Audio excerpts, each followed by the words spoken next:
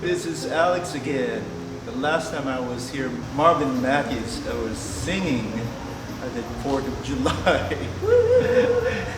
And we just released that his Eyes on the Sparrow, and it's fantastic. And I believe I came here to Glory Center long time ago when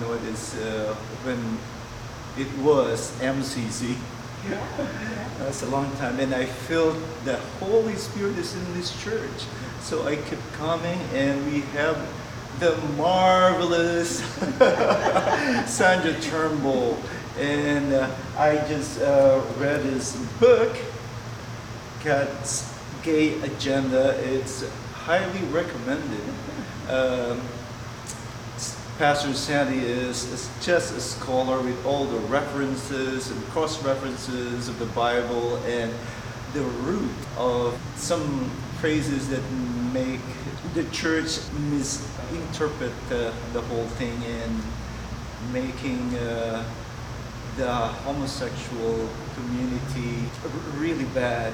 You should preach more of love thy neighbor as yourself, but then some are killing the gay and lesbian.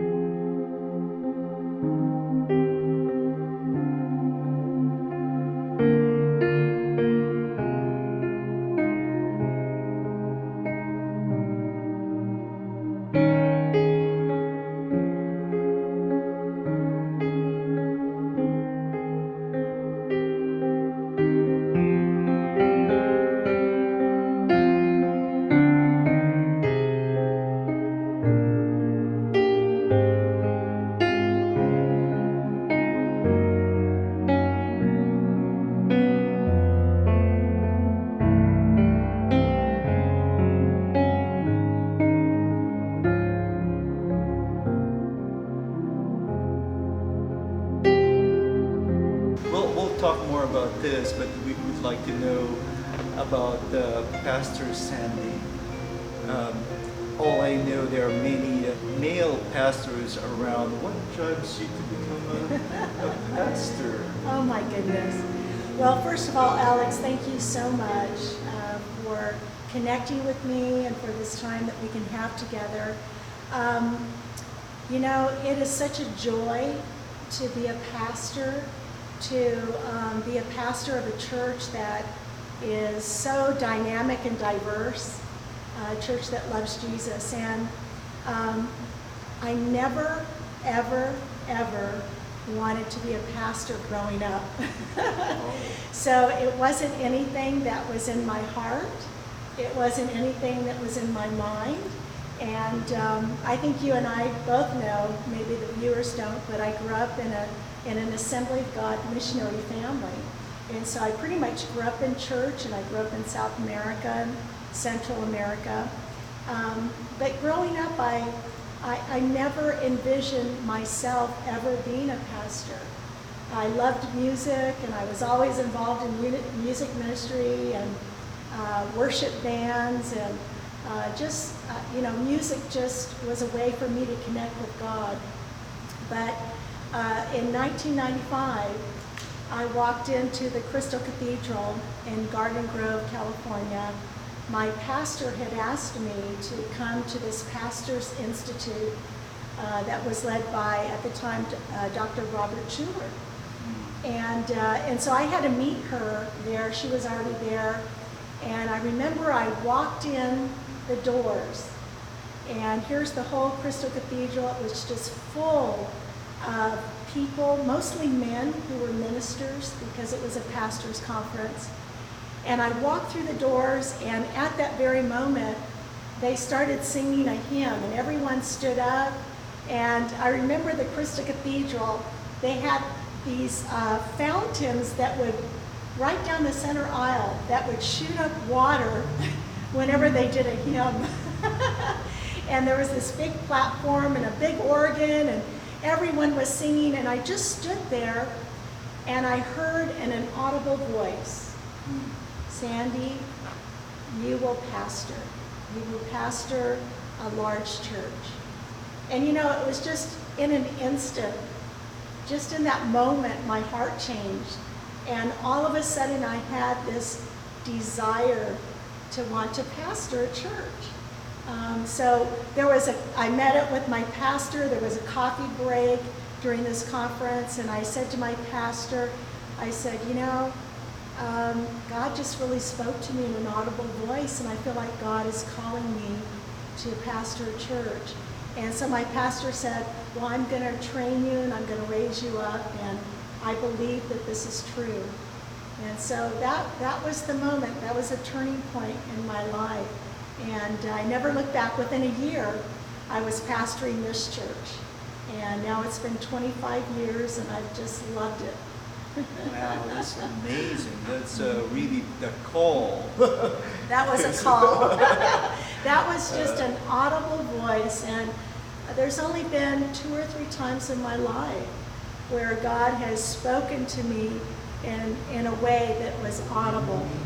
And so it was really a precious time and a precious moment in my life. And I think God knows us so well.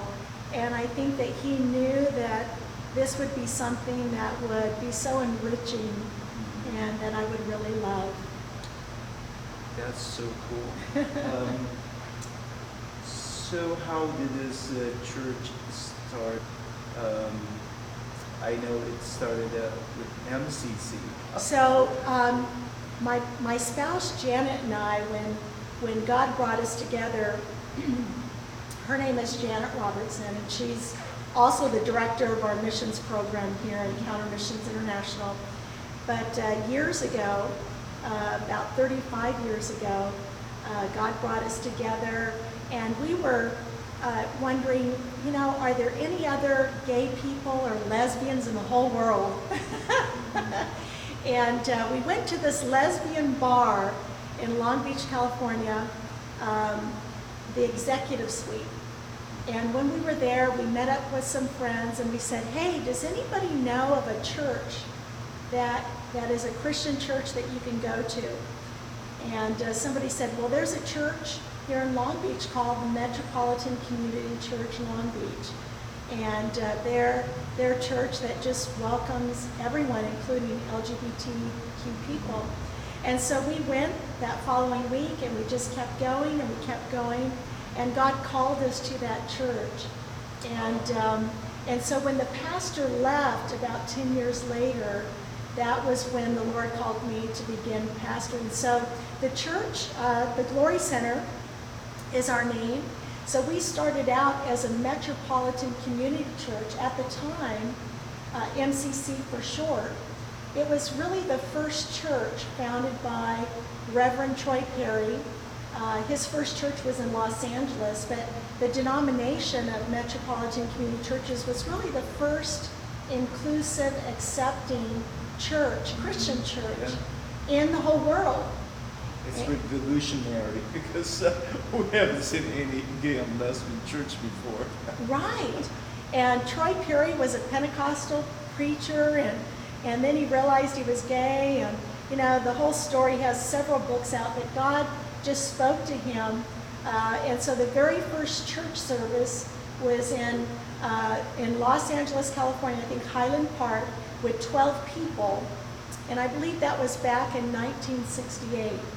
And from that time, the churches just began to flourish and pop up, and now there are MCC churches around the world. And so I began to pastor in 1996, and then in the year 2004, my partner Janet and I, we went to Troy up in Hollywood. We met with him, and we just said, we feel like God is calling us to really become more of a non-denominational church. And so our church, the Glory Center, we're not just a Christian church and not just Christ-centered. We don't just believe in the Word of God. We're also a Spirit-filled congregation. And we're a congregation that believes in being a bridge. And so we try to be a bridge to pastors who are straight, to congregations who do not affirm others. And we just dialogue, and God's really used our church to really bring freedom to a lot of pastors. So my book has been kind of a bridge as well. And so we've had different people connect with us. And so I shared that vision with Troy Perry back in 2004, the day that Janet and I met with him. And he said, well, if God has spoken to you, Sandy, then I know it's God, and I know that you're going to do that. And I just want to pray for you and bless you. And I want you to pray for me and pray for MCC.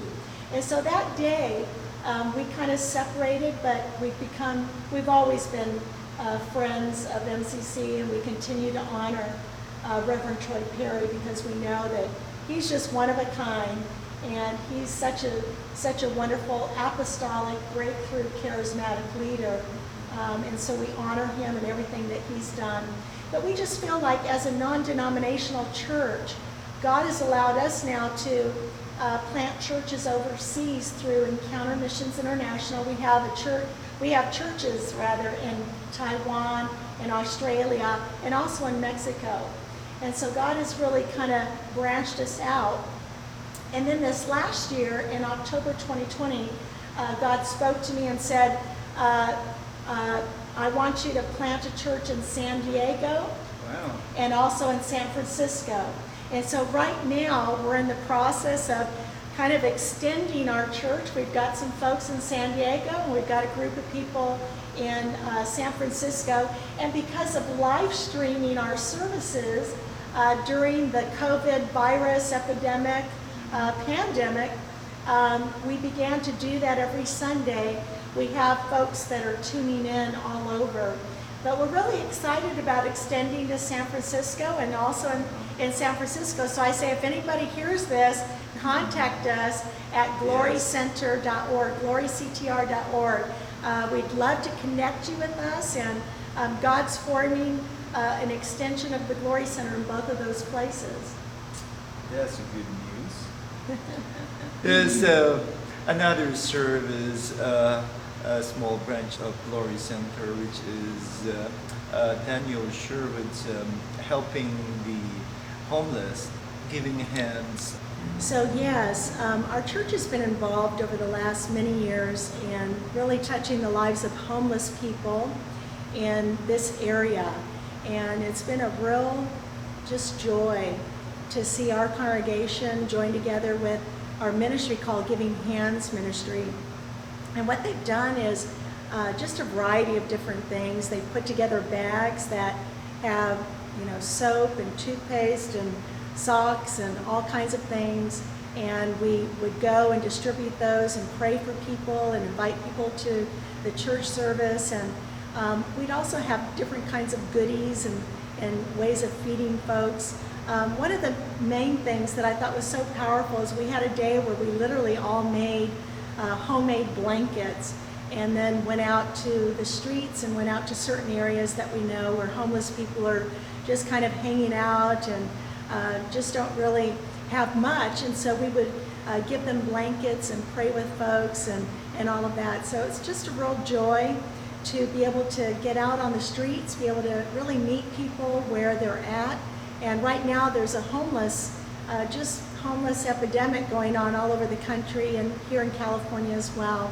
The last year and a half, unfortunately, we haven't been able to do that because of the pandemic, but I look forward to getting out there again. I look forward to our ministry getting back up and running because it's so powerful just to be able to see people's, just the love in their eyes, to be able to receive that they're not forgotten, that God remembers them, that God knows them, and that we can have a very small part in touching their lives.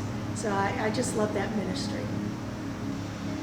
I really enjoy reading this book, and it's extensive research of eunuchs.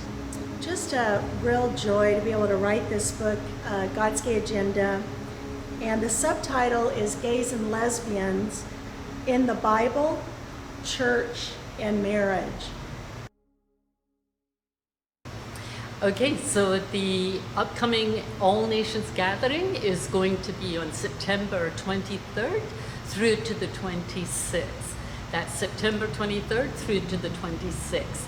And we would like you all to come. We promise it will be an exciting event and an event where you can feel that you can get involved and have a purpose for your life.